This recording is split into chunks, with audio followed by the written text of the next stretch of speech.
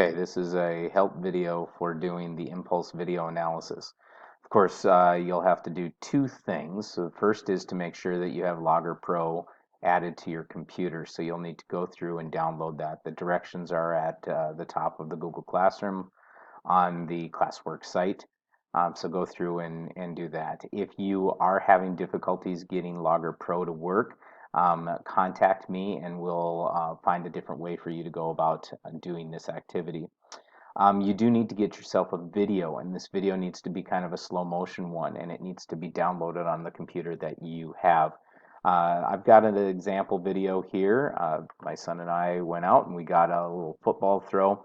One of the things you want to make sure is you can see, first of all, that the motion that he's going to have is going to go across the camera, so it's going to go perpendicular to the direction of the camera.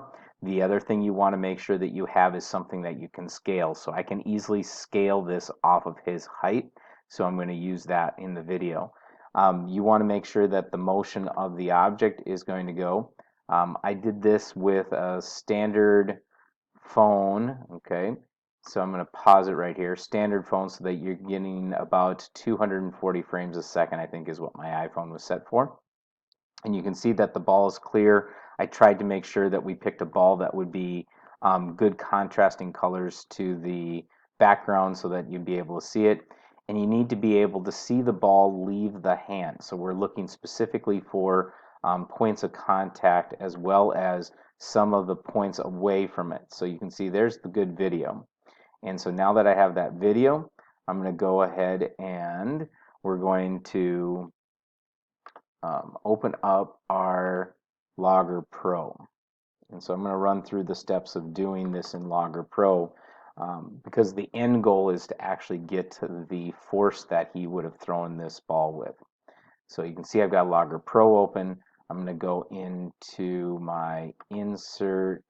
I'm going to find my movie. This is where I have to go find out where I saved it. I saved it on the desktop as football throw 2. I'm going to open that video up. It's going to take a little bit of it to process. And again, if you have difficulties getting a video, but you're okay with getting Logger Pro, let me know there, because I can actually get videos for you too and share them with you so that you can use those. So those are the things that you'll need to have set and ready before you actually do this activity. You can use any sports ball that you wanted to. If you wanted to throw it or kick it, that would work as well. There you go. You can see that we've got our video up. I'm going to do one thing right away. The first is to go under my options and go to my movie options. And I want to make sure that I override my frame rate. So this is supposed to be a video that's at 240 frames a second. I'm also going to make sure that I mark that the first point is going to be the point that's going to define time. And I think I'm going to do an advance. I'm going to advance it 3 frames for every adding of a new point. So that's just a couple of changes that I'm going to make. I'm going to say okay. I'm going to queue my video up, okay, to a point to where I can see where the ball is, okay. Now, if you notice, we want to make sure that we're getting contact time with the ball moving forward. So right now, he's got the ball back, and I want to see where the ball is as far back as he has it, okay. So that's about as far back as where he's at. So I'm going to make a note on a piece of paper here that I'm on frame 319 out of my 550. So 319 is my frame there. And then I'm going to go ahead and I'm going to start counting my frames. So 1, 2, 3. Oh, I'm just going to go. It'll be faster to go this way. I'm going to cue it up to where the ball is leaving his hand. So you can see there's where the ball is leaving. Let's see. Now I'll go frame by frame. I'm looking for where the ball and the hand are no longer touching. Well, that looks pretty good. And you can see that I've got 416 is my frame when the ball left. Now this is where I'm going to start tracking the ball's position. So I'm going to actually go ahead and put on a dot. and I'm going to go to the center of the football every time. Now you noticed it jumped a bit, but that's because I set it to go 3 frames every time. Okay, and I think that's going to be enough data for me there. So I just need to get the ball so that it's traveling. I'm going to go ahead and put in an origin. I'm going to line that origin up on the first data point, or as close to it as I can. And I'm also going to flatten this out. So I only want one direction here. So I'm just going to tilt that so that I can line that up. So that should be giving me enough information now so that I can find my velocity. Oh, I need to back up and scale this. So I'm going to go ahead and get back to a point to where I see where he's at.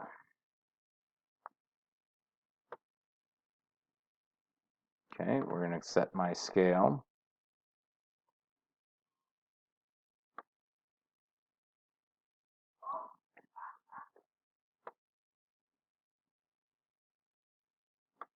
Okay, and now I'm into adding in. So he's 1.39 meters tall.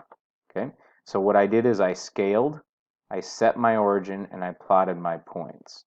And I know my time in contact. So far, I have almost everything that I need from Logger Pro. I'm going to need to now find my, I'm going to go here, rear auto arrange. I need to find my velocity of the ball as it left his hand. So that's just going to be using those x values and put in a linear function. And there's my slope. So you can see that, oops, there we go. So I have a speed of the ball at 13.30 meters per second.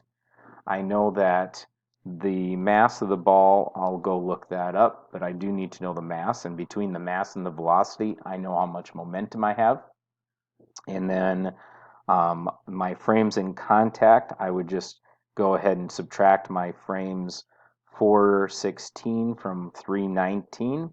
That'll give me my frames in contact, and then I can convert that into time because I know that every frame is 1/240th of a second. So that'll give me my contact time. So in the end, I'll be able to use the impulse momentum theorem to figure out how much force he applied to the ball.